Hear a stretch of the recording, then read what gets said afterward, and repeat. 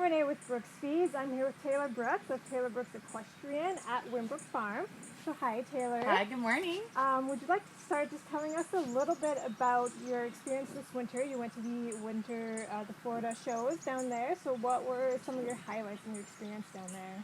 So we headed down early March to Wellington, Florida, and myself along with a couple of students planned to horse show the last 3 weeks of the Winter Equestrian Festival, but unfortunately, due to COVID, we were only able to get 1 week completed and then had to evacuate and head home. So I myself actually was training that week in hopes to compete the last two. Right. So I didn't actually get to show my jumper at all. Okay. But two of our students did horse show and both had a wonderful start to their 2020 season. Yeah. Took home great ribbons and got their feet wet, kind of kicking off the year. And then we've been at a standstill more or less ever since.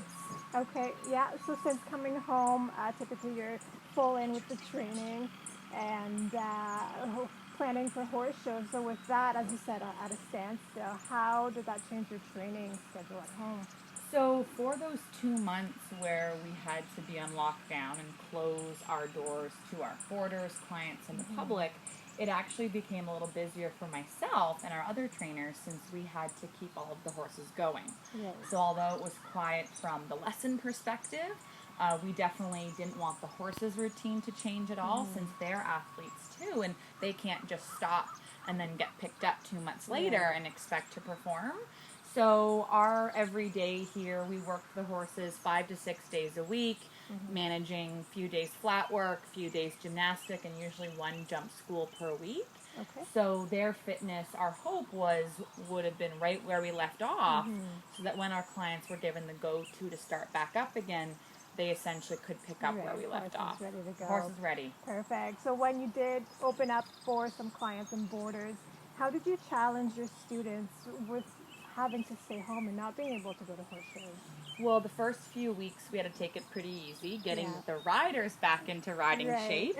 So a few of them were a little sore the next few mornings, but once the fitness was restored, we did a few weeks worth of lots of pole exercises and small grids to get their eye and their ability to read the strides a little bit kind of freshened up. And then it was back to training as usual. And we had a variety of different activities here at the farm, but most recently we had our own in-house horse show, and we had it more from a judge's perspective as a clinic than a coaching clinic. So myself and my staff prepared the horses and the kids to assume it to be like a horse show. They had the show outfit on. They did their 2 rounds, and we had Randy Roy here judge them and then come into the middle of the ring and share his scores with them, kind of share his feedback from behind behind the scenes, which was a really neat educational opportunity for parents and riders alike. Absolutely. So our team is raring to go, and we can't wait to get started actually this week. Yeah, perfect. That's very exciting to have the horse shows starting back up. Now with a shortened season and of course with the Royal being canceled this year, do you have any specific goals you're working towards?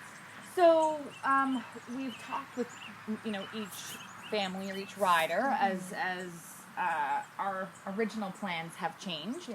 And we've tried to focus, of course, less on qualifying for a championship as the be-all, end-all this year, and prioritize a little bit more about the training, the development of their skills, working on some of the smaller things more at home, taking advantage of this beautiful farm for once, not being on the road all summer, and instead making our goal more about personal growth and development, strengthening the relationship with their horse or pony, and making 2021 our year. Yeah, for sure.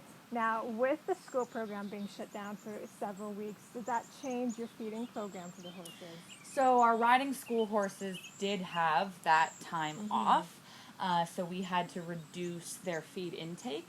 We stuck with our same kinds of feed, the Fiber-O, the Enhancer, and of course the Equijewel, but we just cut back the rations. And as they slowly returned back to work, we were able to, bring it back, and now they're of course in full servings. For sure. Yeah. Now, do you have any specific horses you're currently working with or training, developing? So my personal horse, Dougie, this was supposed to be, our summer to really, find some, consistency and some results in the National Grand Prix. But Okay. due to, there being limited horse shows, I'm not sure what that will look like. Okay. We're certainly excited to get our feet back, in the ring. So not this week, next week, Wesley Clover has their first, small Grand Prix to get going. So we'll start there and see where the season takes us. And I guess it's a training year for everyone, so we had to modify our goals too. Absolutely. Well, we wish you the very best Thank of you. luck. We're very excited to see what the rest of the summer will bring. Thanks so much. All right, thank you. Bye.